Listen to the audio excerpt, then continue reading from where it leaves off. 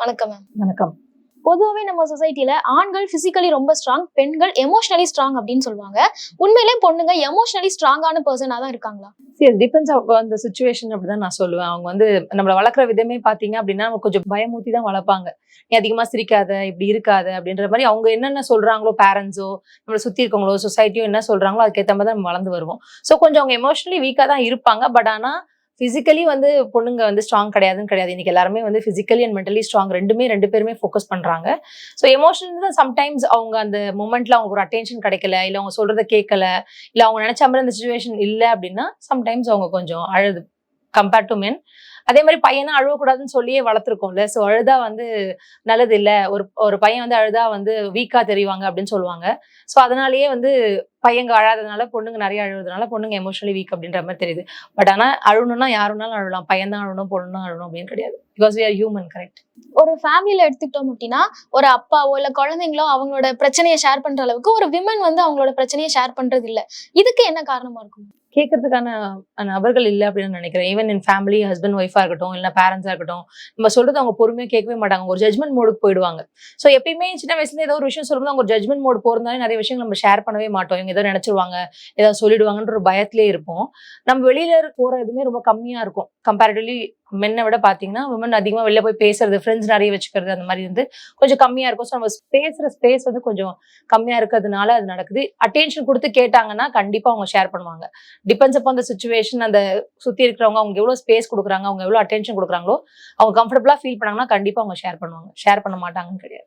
பொண்ணுங்க அப்படின்னாலே ரொம்ப ஸ்டீரியோடிபிக்கலா அவங்க பொறுமையா இருக்கணும், எல்லாத்தையும் சகிச்சுக்கணும், நிறைய தியாகம் பண்ணணும் இப்படின்னு ஸ்டீரியோடிபிக்கலா ஒரு பேச்சு எப்பவுமே இருக்கு.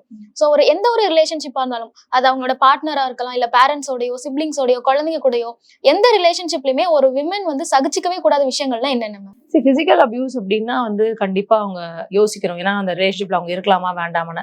அதை தாண்டி நான் சொன்ன மாதிரி பொண்ணுங்களுக்கு நிறைய கண்ட்ரோல் இருக்கு. அவங்க மேல நிறைய வந்து அவங்க முன்னாடியே வந்து இப்படிதான் இருக்கணும் ஒரு பொண்ணுனா டிசைன் பண்ணி வச்சிருந்த அந்த அந்த பாக்ஸ்குள்ள ஃபிட் ஆகணும்னு அவங்க நிறைய போராடுவாங்க. ஈஸியா ஒரு விஷயங்கள் சொல்ல முடியாது. நிஜமா நமக்கு ஒரு விஷயம் பிடிக்கணும், அதை பண்ண முடியாது, அதுக்காக ஸ்டாண்ட் அப் பண்ண முடியாது. அதெல்லாம் பார்க்கும்போது கண்டிப்பா நம்மளுக்கான விஷயங்களை நம்ம வந்து ஸ்டாண்ட் அப் பண்ணணும். இன்னைக்கு இருக்கிற சிச்சுவேஷன்ல, முன்னாடி ஜெனரேஷன் இப்படி இருந்தாங்கன்னு தெரியாது, பட் இப்ப இருக்கிற ஜெனரேஷன்ல நிறைய பிரச்சனைகளை கோத்ரூ பண்றோம். நம்ம நிறைய விஷயங்கள் பிரச்சனைகள் நிறைய இருக்கு. ஸோ அதெல்லாம் பார்க்கறது கண்டிப்பா ஒரு ஸ்ட்ராங்கான ஒரு பர்சனா இருக்கும். ஸோ சில விஷயங்கள் பிசிக்கல் அபியூஸா இருக்கலாம், இல்ல உங்களுக்கு வந்து அது மென்டல் பீஸ் அது பாதிக்கிறதா இருக்கலாம், இல்ல உங்களுக்கு வந்து ஒரு பயம் கொடுக்குற ஒரு விஷயமா இருக்கலாம். அதெல்லாம் கண்டிப்பா நீங்க உங்களுக்காக நீங்க ஸ்டாண்ட் அப் பண்ணணும். அதெல்லாம் நீங்க எடுத்துக்கவே கூடாது அப்படின்னு நான் நினைக்கிறேன். அப்புறம் நம்ம சொசைட்டில ஒரு மேலோட ஹார்ட் பிரேக்ஸ், அவங்க ரிலேஷன்ஷிப்ல அவங்களுக்கு ஏற்படுற பிரச்சனையை பேசின அளவுக்கு ஒரு விமன் ஹார்ட் பிரேக்ல எந்த அளவுக்கு சஃபர் ஆறாங்க அப்படிங்கறத பெருசா யாரும் அவ்வளவு பேசுறது இல்ல. விமன் ஹார்ட் பிரேக்ஸ்ல என்ன மாதிரி எல்லாம் சேலஞ்சஸ் ஃபேஸ் பண்றாங்க, அதை எப்படி அவங்க ஓவர் கம் பண்றாங்க? கம்பேர் டு மென் வந்து மென் அதிகமா பொண்ணுங்களோட கஷ்டப்படுவாங்க. ஆனா அது வந்து தெரியும். பொண்ணுங்க நிறைய கஷ்டப்படுவாங்க, அது ஆக்சுவலி தெரியாது. ஏன்னா தெரியவும் விட மாட்டாங்க. ஏன்னா அவங்க அழறதோ இல்லைன்னா அவங்க சொல்றதோ வந்து பேரண்ட்ஸ்க்காகனே அவங்க நிறைய விஷயங்கள் பார்ப்பாங்க. வெளில போய் அழுதெல்லாம் சொல்ல முடியாது.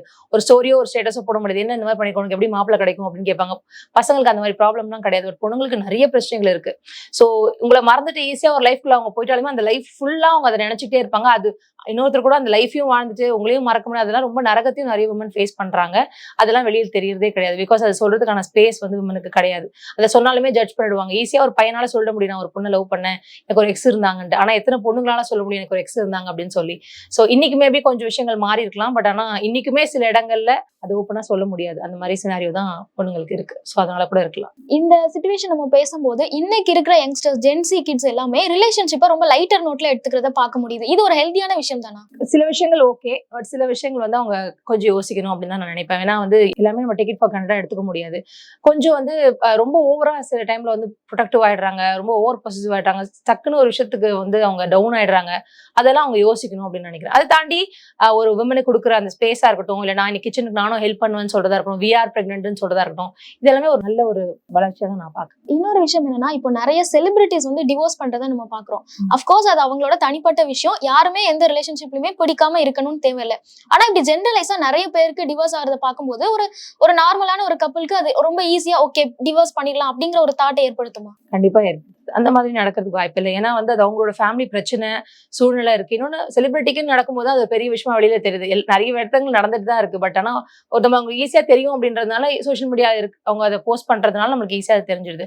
பட் ஆனா நம்மளுக்கு அந்த லைஃபை வாழ முடியல அப்படின்னா நம்மளால அது இருக்க முடியல, நம்மளோட மென்டல் பீஸ் அது பாதிக்குது, 2 பேருமே அதுல அஃபெக்ட் ஆகுறோம், அதனால குழந்தைங்க அஃபெக்ட் ஆகுது. இதுதான் சொல்யூஷன். அவங்க அந்த 2 பார்ட்னரும் சேர்ந்து அந்த ஒரு முடிவு எடுக்கும்போது அது அவங்களோட தனிப்பட்ட விருப்பம். அதுல பேரண்ட்ஸ் கூட தலையிட முடியாது அப்படின்னு நான் நினைக்கிறேன். தேன் அட்ஜஸ்டிங் லைக் இல்ல பரவாயில்ல ஊருக்காக பேரண்ட்ஸ்க்காக அவங்க அட்ஜஸ்ட் பண்ணாலும் அவங்க நரகத்துல தான் வாழணும்.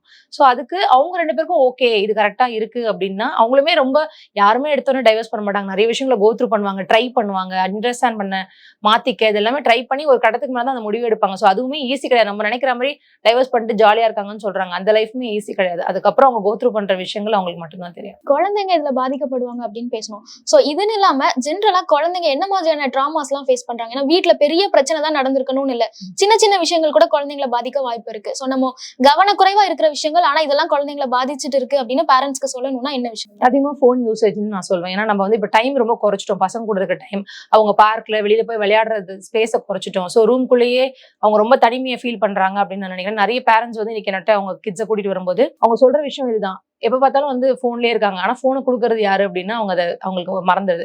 அதே மாதிரி சின்ன வயசுலேயே சாப்பாடு கூட்டுறதுக்காக நம்ம வந்து போன் பேசணும், இல்ல நம்ம ஒரு வேலையா இருக்கணும்ன்றதுக்காக போனை கொடுத்து அவங்கள வந்து அவங்க அமைதியா இருக்கணும்னு சொல்லிட்டு இன்னைக்கு வளர்ந்ததுக்கு அப்புறம் அவங்க போன் கூட இருக்காங்க, எங்க கூட பேசவே மாட்டாங்க அப்படின்னா ப்ராப்ளம் நம்ம கிட்ட தான் இருக்கு அப்படின்னு நினைக்கிறேன். ஸோ ஏன்னா குழந்தைக்கு தெரியாது, அதனால தான் அவங்க குழந்தை. ஸோ நம்ம பேரண்ட்ஸா இருக்கும்போது நம்மளுக்கும் ஒரு சில ரெஸ்பான்சிபிலிட்டிஸ் இருக்கு. எஸ் வி ஆர் பிஸி, நம்மளுக்கும் வேலைகள் இருக்கு. இன்னைக்கு நம்ம வந்து ஒரு நியூக்ளியர் ஃபேமிலியில இருக்கோம், ஜாயின்ட் ஃபேமிலியில கிடையாது, ஹெல்ப் கிடையாது. ஆனாலுமே கூட நம்ம அது எஃபோர்ட் போடணும் அப்படின்னு நான் சொல்வேன். உங்களுக்காக எவ்வளவு நேரம் நீங்க அந்த குழந்தை கூட பேச முடியுமோ, எவ்வளவு நேரம் நீங்க டைம் ஸ்பெண்ட் பண்ண முடியுமோ, ஒரு வெளில போக முடியுமோ, ஒரு வாக் போக முடியுமோ, அது எல்லாமே நீங்க இம்ப்ளிமெண்ட் பண்ணணும். தேன் கிவிங் ஃபோன். ஏன்னா ஃபோன் இருக்கதான் போகுது, அதை நம்ம மாற்ற முடியாது. நம்ம சொல்லலாம், இப்போ நீங்க சொல்றீங்க உங்க வீட்டுல ஃபோன் இருக்கதான் எல்லாருக்கிட்டையும் இருக்கும். பட் ஆனா எவ்வளவு தூரம் அதை குறைக்க முடியும் அப்படின்றது ஒரு பேரண்ட்ஸோட ரெஸ்பான்சிபிலிட்டி அப்படின்னு நான் நினைக்கிறேன். குழந்தைங்க அப்படின்னு எடுக்கும்போது சின்ன வயசுல அவங்க ஃபேஸ் பண்ற ஒரு புல்லிங்கா இருக்கட்டும், இல்ல அவங்களுக்கு நடக்கிற சின்ன சின்ன விஷயங்கள் கூட அவங்களோட ஃபியூச்சர்ல அது ரொம்ப பாதிக்கும், அந்த ட்ராமா அவங்க கேரி பண்ணிட்டே போவாங்க அப்படின்னு சொல்றாங்க.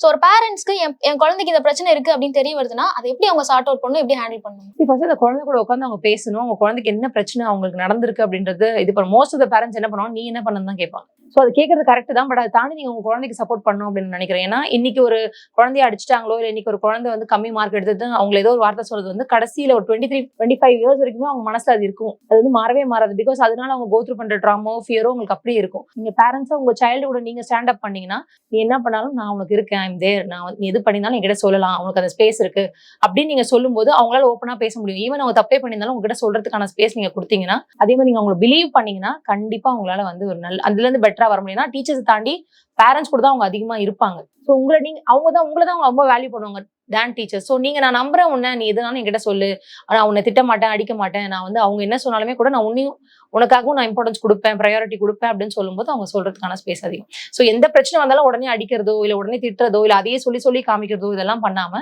Try to understand them. Because இந்த உலகத்துல இந்த மூமெண்ட்லலாம் ஒரு சைல்டா வாழறதும் கஷ்டம் தான். பிகாஸ் அவங்க நிறைய விஷயங்களை கோத்ரூ பண்றாங்க. நம்மள மாதிரி வெளியில போய் விளையாடுறதோ அதெல்லாம் அவங்க நிறைய ஸ்பேஸே அவங்களுக்கு கிடையாது. ஸோ அப்போ அதெல்லாம் பார்க்கும்போது எனக்கு பாவமா தான் இருக்கும். இந்த மாதிரி ஜெனரேஷன்ல அவங்க வளர்ந்து வரதே பெரிய விஷயம். ஸோ ஆஸ் அ பேரண்டா நீங்க அவங்களை சப்போர்ட் பண்ண வேண்டியது ரொம்ப முக்கியம்.